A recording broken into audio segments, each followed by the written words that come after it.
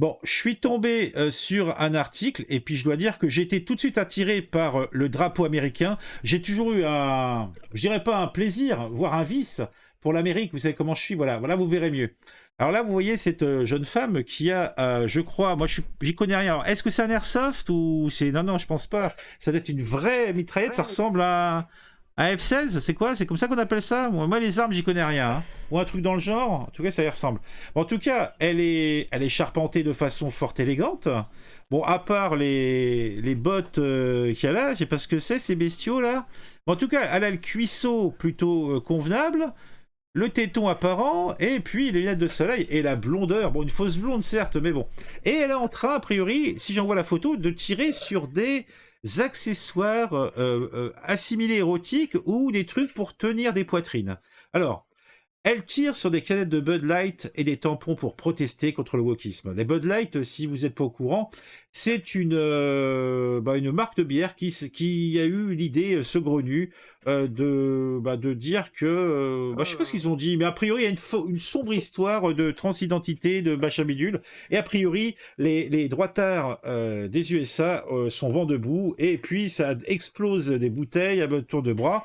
Et il semblerait que Bud Light ait perdu quelques points à la bourse. Alors, la mannequin et influenceuse américaine Brie Teresi. Ah bah je savais bien qu'elle avait quelque chose. C'est une influenceuse et une mannequin. Bien connu pour son soutien à l'ex-président américain Donald Trump. Mais qui sait qui ne pourrait pas soutenir Donald Trump? Ce monsieur, on dirait un lapin avec ses cheveux orange et tout ça, il est sympathique, a publié une vidéo sur Instagram où on la voit tirer sur des caisses de Bud Light, de la lingerie conçue par son ancien employeur et des tampons de la marque Tampax Hamburg pour protester contre la stratégie marketing woke de ces entreprises. Alors, sois woke et fais faillite, dit-elle, avant d'appuyer sur la gâchette de son fusil. Ah, mais quelle violence, Amantier. Bon là, votre voir publication sur Instagram. Alors, non, bah attends, ça va merdouiller, donc je ne veux mieux pas la regarder.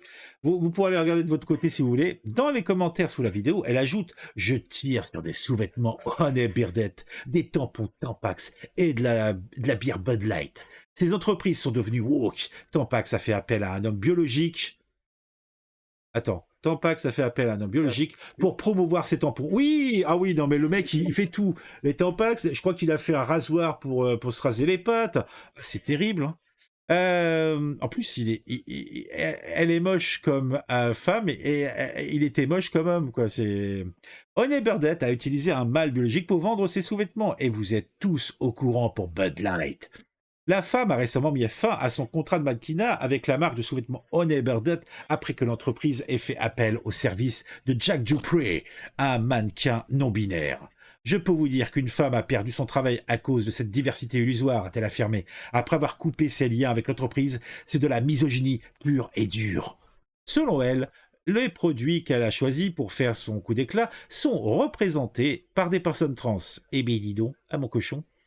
Euh, à moins que tu sois une voleuse, tu as tiré sur ton propre argent, a souligné London Rivers, une actrice pornographique qui a commenté la publication de Brie Teresi afin de pointer le ridicule de la situation. Ben, c'est ridicule, on en convient tous, c'est parfaitement ridicule.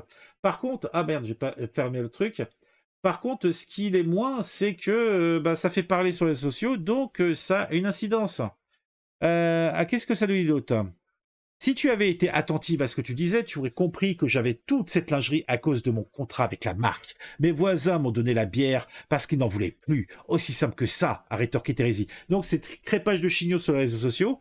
Rappelons que Bud Light a causé la polémique aux États-Unis en faisant appel à Dylan Mulvaney, une femme transgenre, pour faire la promotion de ses produits. Une autre rumeur a circulé sur les réseaux sociaux selon laquelle Mulvaney aurait été payé 10 000 $ pour faire de la publicité pour Tampax sur son compte TikTok. Cette rumeur a été démentie par l'entreprise.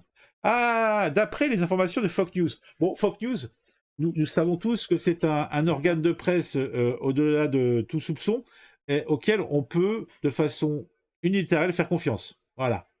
Ah bah c'est intéressant. C'est intéressant. Bon, c'est rigolo. Et ça raconte pas grand-chose, mais bon, ça me fait sourire. Vous en pensez quelque chose sur le chat? Ah non, les Américains s'emmerdent. Ah, hein. Ça cause dans le Discord? Non, ça cause pas, il y a pas de réflexion sur le sujet. OK. OK, bon, bah, on va passer directement